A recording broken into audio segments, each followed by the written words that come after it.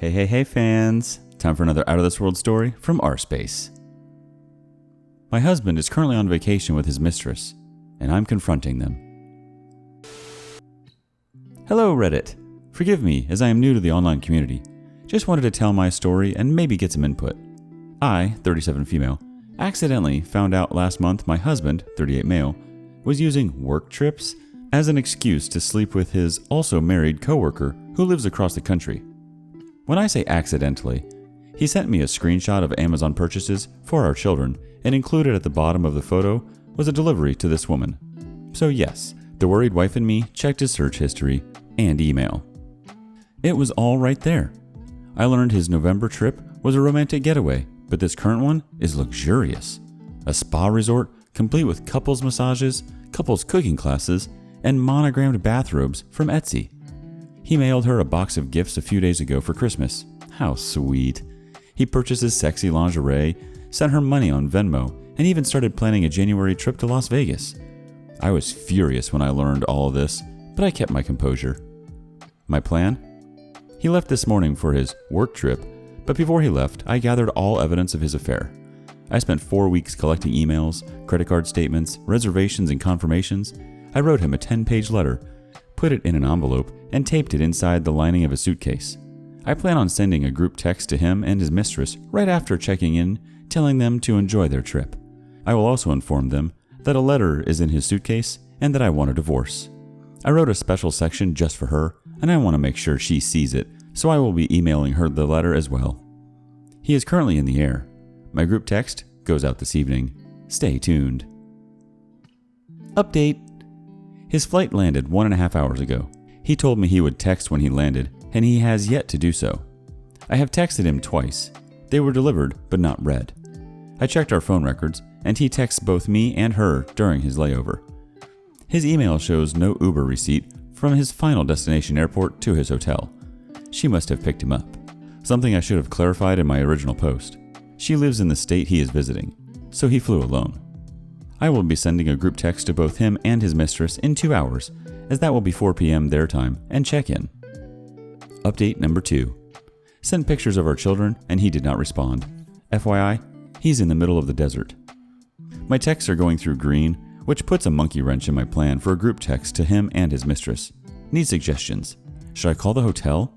Connect right to their room. I worked so hard for this. It has to be tonight. Help! Update 3. Thank you to everyone standing by and waiting. My best friend has come to my house to help me through this.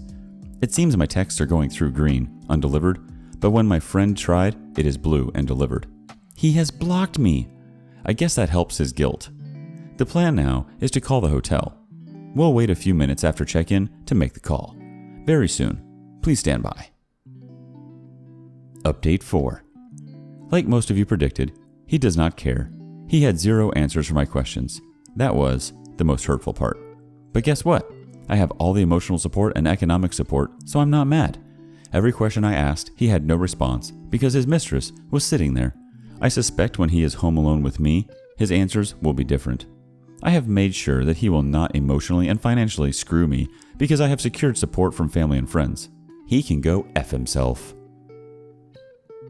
Update 5. Called his hotel room, talked to his mistress, and finally lost my crap. He ended up calling me a few minutes later and had 0 empathy. I'm shocked, but I'm not. He said a divorce was in order and fought me on nothing. I expected him to be sad. He was not, but that's okay. I started packing up his crap. I have some great friends who helped me put everything in the garage. Good riddance? I guess so. The morning after. I wake this morning broken. My house is in shambles as I went on a rampage yesterday, ripping photos off the wall, throwing his stuff in piles on the floor, and breaking random objects in anger. Now that I've had a night's sleep, I feel that I'm a bit clearer in my thinking as I analyze the conversation we had yesterday. He was different on the phone. That was not the man I know. But who was the man I've known? Because everything was a lie. The only thing he cared about on the phone was getting the kids, which is perfectly okay. He should want to see his kids. But he refused to answer any question I had or admit to anything. I personally feel his lack of remorse was because he was sitting in front of his mistress. If I confronted him at home, this would not have been his reaction. When he comes home Monday night, I expect to see a different man. Also, in my conversation with the mistress, I learned she is recently separated. I called my mom. That was hard. While she and my dad have always been loving and supporting, it was hard to make that phone call. I felt like a failure. I know it wasn't my doing, but to admit that I made a poor choice in a spouse was difficult. Was all this because of a mistake I made 13 years ago? Honestly, it doesn't matter. I have 2 days to empty my house of his things. Who do I tell? Do I call his dad? Do I tell his mother?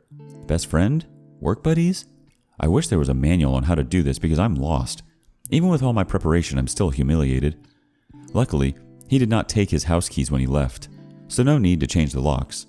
I'll be removing his keys and sending him on his way. I don't plan on seeing him when he gets home Monday night. Doors are locked. Everything you own is in the garage. Have your people talk to my people, and I'll see you never. Preparing for the return. My friends and family have been wonderful. I am so fortunate to have such great people in my life. Yesterday, they came to help me move all of his clothing to the garage. His collectibles were all packed up and sitting there, waiting to be appraised. It took a very long time and I was exhausted afterwards, but it was necessary. I honestly don't think he expects me to have gone to such great lengths to remove him from my life. Because I was so emotional when I confronted him, there is a chance that he thinks I will want to reconcile. Fat chance, buddy.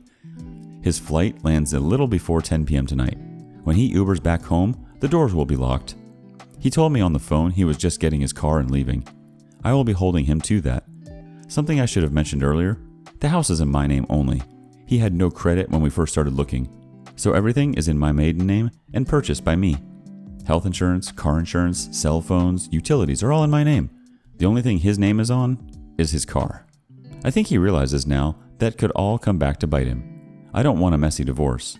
I'm willing to listen to his demands and try and meet in the middle on as many things as possible. He obviously doesn't care anymore, so I'm going to do my best to not care and treat this like a business deal. Update late tonight on his return. Thank you to everyone following and showing support. You are appreciated. The dust has settled. It's been a few days since his return. For a man who so diligently planned a secret retreat with his mistress, he took no time to plan for his return home. He has been living in the basement since Monday. I allowed him to watch the children open gifts on Christmas, but he has since returned to the basement. We have contacted 3 mediators and have appointments next week to start the mediation process. It's obviously over. We had a conversation, argument upon his return, and he actually asked about reconciliation. I laughed. I laughed uncontrollably. Of course, he pushed blame, stating that our marriage has been over for a long time. Well, that's news to me. His actions of an affair were selfish and avoidant. He didn't want to have that hard conversation with me about counseling or divorcing, and this routine was easier and a lot more fun. Let's face it, he likes the attention of 2 women loving and pining over him. Well, I'm no longer playing that game. She wins, and oh, what a prize he is. I have been amicable about talking about the terms of our separation. My biggest hang-up is her. He may continue seeing her, and I have questions about her character. What kind of woman or mother cheats with a man she knows is married and knows has children? When I confronted her on the phone last Saturday and asked her that question, she was silent. I asked her if she was sorry, and it was as if the line went dead. That kind of person I do not want around my children. People who show no remorse, especially when they are in the wrong, are not kind people. I have found solace in friends and family, and thank you to everyone's recommendations of Chump Lady. I'm halfway through the book, read through the website, and find it so helpful. Thank you again to everyone. I can't believe the outpouring of support. To the trolls, sorry you think I'm an unfit and inattentive wife, but cheaters cheat because they want to. Thank you again to all. Not sure if you want a mediation update or if my story is over. Either way, I'm happy to have met you all. Where is the fault?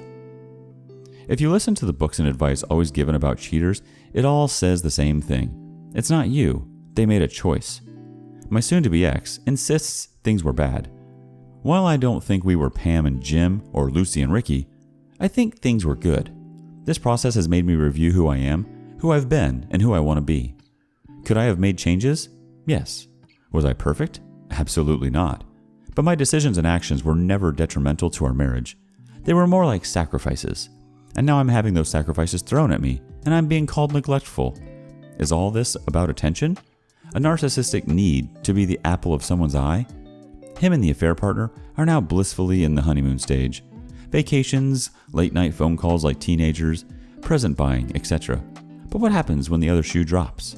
What happens when she sees that she has very little patience with children?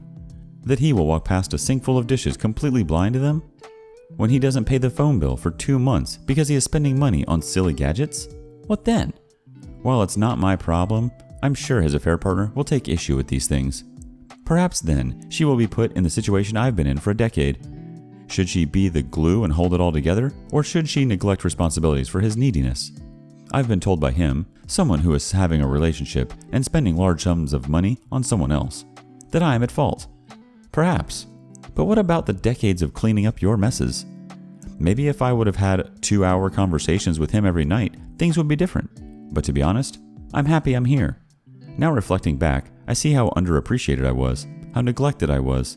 All these years I thought I was helping, but I was really being taken advantage of, and this affair is no different. Just a word of advice to all the mess cleaners, excuse makers, and spouse sheltering people reading this: stop. Stop now.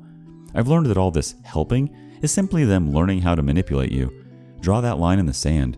Prepare for an uncomfortable situation when they start to stumble under the pressures of real life. But don't lose yourself. I lost myself years ago, and it's not a place you want to be. Mediation and the move. We had our first mediation appointment via Zoom yesterday.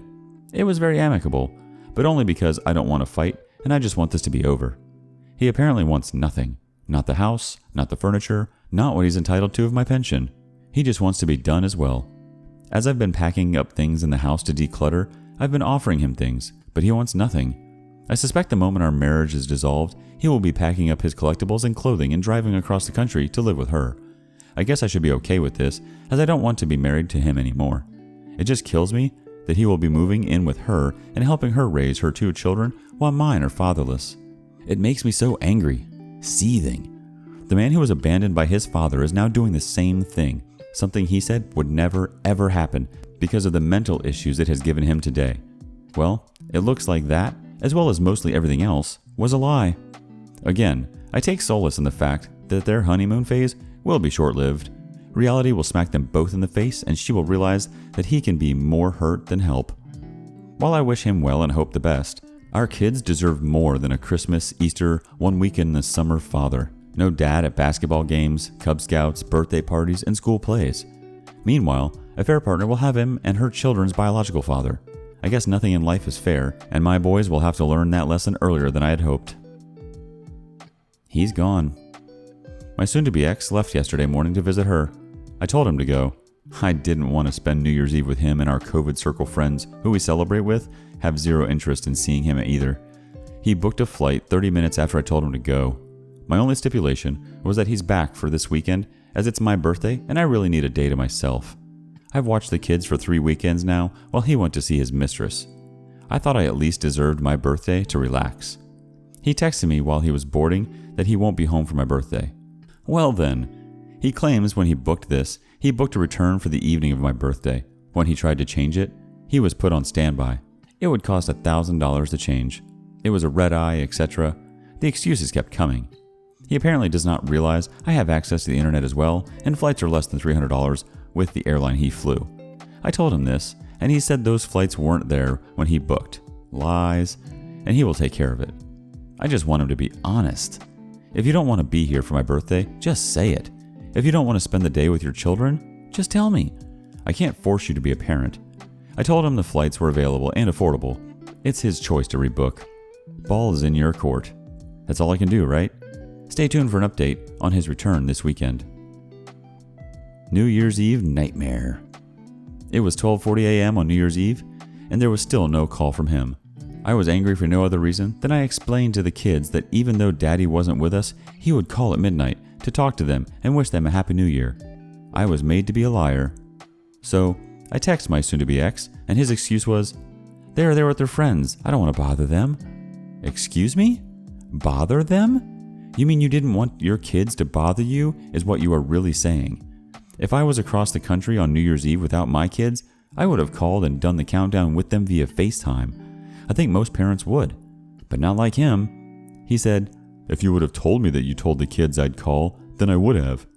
He tried to spin this on me, that I created this mess. Why do I have to tell you that you need to call your children at midnight? This small act said a lot to me. Our children are not a priority. I guess he didn't want to ruin his perfect vacation at his new girlfriend's house with their children. He has a nice new family now. Today is my birthday and he returns this evening. I told him in my New Year's Eve text that I will speak to him on the 12th, our next mediation meeting, because I'm done. I tried to be civil for the kids, but he is not putting forth the effort for them. Liar, liar, pants on fire. The past few days have been strange. We rarely talk, a discussion on both our parts, and when we do, it's about mediation, plans moving forward, or the kids. We have been civil in communicating well about those items. We are also friendly in front of the children as not to upset them. The situation is strange because we are getting along. There is no arguing. It's a shared focus to just get through the mediation and divorce. That's fine by me. Last night while I was cleaning the kitchen, I heard him on the phone in the basement. I guess he didn't realize the door was left open by one of the children. Not wanting to be a part of the drama anymore, I went to close the door. At that point, I heard him tell her how crazy I have been acting. Excuse me? We don't speak, and when we do, it's very civil. How is that crazy? Well, he proceeded to tell her about a conversation we had, and he lied about everything. While the conversation part was true, he told her I exploded, I was in a rage, I was crying, etc. None of that was true. He explained how he laughed in my face at my rage. Also not true, because there was no rage. I had told him a while back before the New Year's Eve debacle that I would start dating eventually, and he proceeded to tell her that I was bragging about guys I'm meeting. So far from the truth. I slammed the basement door. I'm sure he knows I heard. So I ask, why the need to lie and make me a villain? We aren't staying together. I have no reason to fight with you anymore. That's why we are paying a mediator. Why start lying to your new girlfriend that you love? How is that a good way to start a relationship? I don't know what is happening here. This is my concern. The woman and him are in love and want to start a life together. Okay, that's fine. God bless and congrats. But this woman only knows me by the stories, which I'm assuming are all lies, he has told her about me. If he does move across the country to be with her, how can I trust a woman who hates me because of misinformation to treat my children properly? I don't care if she hates me personally. I'd still sleep fine at night. But now I'm worried about sending my kids in the summer to stay with them. I want to confront him about this, but I know I can't. Maybe it's not that I can't, but I don't know how. Also, he has told no one we are separated and definitely has not told people why. How come? You initiated this. You cheated. You are happy now. So why can't you tell people? He told his father that he was bringing the kids alone to visit him because he and I weren't seeing eye to eye at the moment. What? I would assume he's afraid to face the music or is just finding comfort in the little love bubble he has created. He chooses to not face reality. He has yet to look for an apartment for when the divorce is finalized, but has booked another flight out to see her for Valentine's Day. He is refusing to face reality, and it's so frustrating. We have mediation on 1/12 to discuss custody and hope that we can settle everything and get the paperwork moving. I'm having a scheduled phone conversation with a lawyer today to discuss what I should ask for in terms of physical and legal custody when he moves. Update you all, if you want it of course, on mediation after the 12th. Mediation and empty promises. Yesterday was our second mediation appointment. While it was amicable, there was some obvious tension. The tension was not on my end, but more on his. Let me explain. During our first mediation, we brought up the topic that he might move out of state. At yesterday's meeting, I asked what he would do about custody if he moves to this particular state. When I mentioned the state by name, the mediator was confused. This prompted her to ask him why this state that is so far away. His answer? Well, then silence. He couldn't put into words the fact that he was leaving to be with his girlfriend. I had to chime in, realizing that we were paying by the hour, that he was moving to be with his girlfriend. I realized later that was the first time he had semi-confessed to having an affair and a girlfriend to anyone. If you love this person so much, why can't you just say it out loud? That whole situation confuses me. Anyway, when it comes to dollars and cents, I will be fine. He will also be fine. He will have enough to do what he needs, and so will I. We have agreed to a physical custody scenario that allows him weekend and dinner visits. Fine by me. I want my boys to have their father. But the situation becomes a bit more difficult when he moves. While he said yesterday he plans to stay here at least a year, I doubt that will actually happen. When he does move across the country, he wishes to return for one weekend of every month to see the boys. Again, I'm fine with this scenario, but where will he stay that weekend? He has no family. Will he just be taking the boys to a hotel? Again, I don't think he actually thought this through. This is a problem we will tackle when he does decide to move. Lastly, the mediator said it could take about 2 months to finalize everything. He and I spoke after the session to go over some facts and figures, and I brought up the tentative finalization date of our marriage. I told him how 2 months is a good amount of time to save money and find an apartment, to which he agreed. I also reminded him about his promise to not return to visit her until our divorce is finalized or he has a place to live. He quickly became frustrated, telling me that he knew and tried to shut down the conversation. I told him I'm happy that we are on the same page, but I'm not budging. If you leave while you still live here, you cannot come back. That is something we both agreed to. Now the big question remains, who does he break a promise with? Obviously, it's a win-win for me. Stay home and help me with the kids while you save $500+ and move out quickly, or leave to visit her and I get you out of the house sooner. I'm happy with either decision. I just want to move on with my life and enjoy my moments with my children. Out for a swim. When I took this dive into the Reddit community, I had no idea where I would land. I thought my feet would hit shallow ground and I would be ankle deep on the banks in an uncomfortable swimsuit alone. But to my surprise, this deep ocean of Reddit readers has engulfed me into their warm waters, and I am surrounded by a sea of support. For this I am thankful. I am also touched by the droves of people who have reached out for advice and offered their own experiences as lessons to be learned. To the ones seeking advice, I tell them, I am not an expert swimmer. I am merely doggy paddling through the sea of hurt and confusion. Please don't use me as a sign of strength, because the truth is, I am not strong. I am you. I am the woman who reads because they are suspicious of late-night phone calls her husband takes. I am the spouse who has shouldered the entire family and is in desperate need of support. I am the woman who misses affection from her husband, who is next to her in bed every night. I am you. To those people who have yet to catch their partner cheating but are suspicious, trust your gut. Cheating is a coward's choice, so be braver than them and face the truth. To the spouse who is the fixer and takes on every challenge, take a step back. When you help, even with good intention, you are actually just hurting yourself. To the spouse who has tried everything to receive physical attention from their partner but to no avail, their affection is probably going somewhere else. These are lessons I wish I could have told myself months, if not years ago. Listen to me, or just listen to you. To the sharks in the water who call me a bad mom, a crazy B word, fake, or even just think I'm out of my mind, you will find no blood in this water. So it's best you move on and find a thread where the OP will chum the water for you. It's so very easy to read and judge. This I understand. I just hope that if this ever happens to you, that you will be as brave, logical, and composed as you expect others to be. If not, you will find sharks circling you as well. So I hope you are as strong of a swimmer as you claim to be. If you are still reading, my saga of survival continues. Our final mediation paper will arrive this week.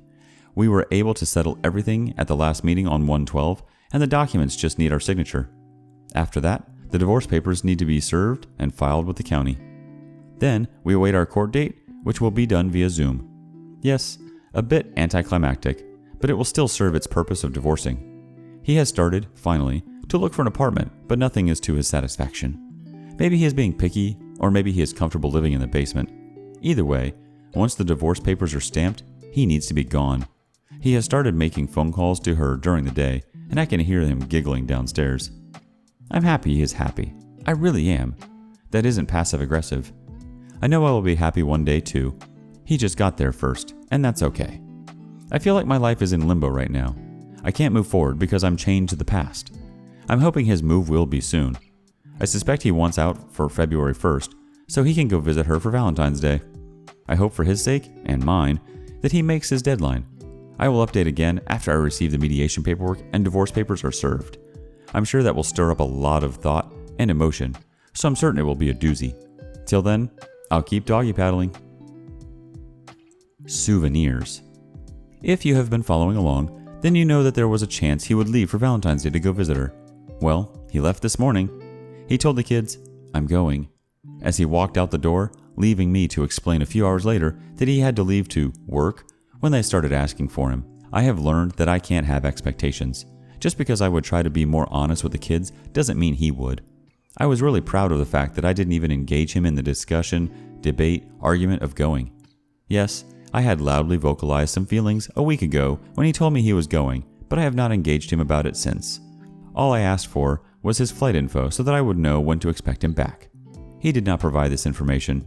Maybe he thinks I'm not entitled to it. Either way, he left and I was fine.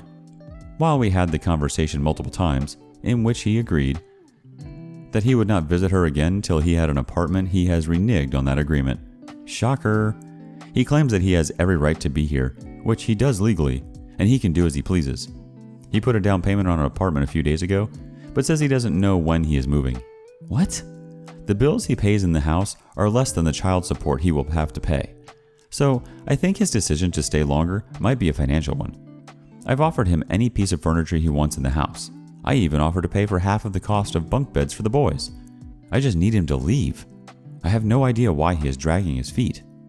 But I learned through a mutual friend and former work colleague of theirs that she recently had COVID.